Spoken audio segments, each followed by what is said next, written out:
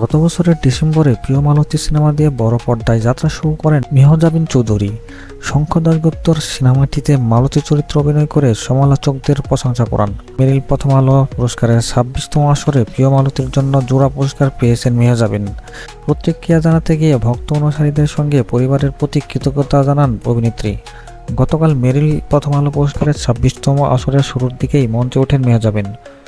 উপলক্ষ প্রিয় মালতী এবারের আসরে সেরা চলচ্চিত্রের পূর্ণদৈর্ঘ্য কাহিনীচিত্র চলচ্চিত্র পুরস্কার প্রিয় মালতী পুরস্কার গ্রহণ করার কথা সিনেমাটির প্রযোজক আদনান আল রাজীবের, কিন্তু নিজের সিনেমা আলীর প্রদর্শন নিয়ে এই নির্মাতা ও প্রযোজক ফ্রান্সের কান চলচ্চিত্র উৎসবে তাই নির্মাতা সহ প্রযোজকের সঙ্গে মঞ্চে ওঠেন মেহজাবিন। পরে প্রিয় মালতীর জন্য আরও দুবার মঞ্চে যান অভিনেত্রী, কারণ সমালোচক ও তারকা জরিপ দুই বিভাগে প্রিয় মালতীর জন্য সেরা অভিনেত্রীর পুরস্কার পেয়েছেন তিনি।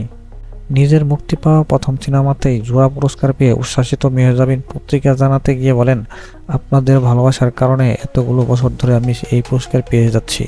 প্রিয় মালতীর জন্য পেয়ে আরও ভালো লাগছে, কারণ প্রিয় মালতীর মতো গল্প আরও হওয়া উচিত। আরও বেশি নারী প্রধান সিনেমা নির্মাণের আহ্বান জানিয়ে মেহজাবিন আরও বলেন, ইন্ডাস্ট্রিতে সব ধরনের গল্প হবে, সব ধরনের সিনেমা হবে, কিন্তু নারীদের নিয়ে নারী প্রধান যে গল্পগুলো থাকে সেগুলোকে আলাদা করে গুরুত্ব দেওয়া উচিত।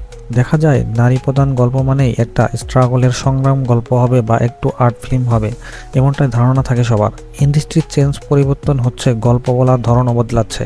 এই পরিবর্তনটাকে আমাদের স্বাগত জানানো উচিত।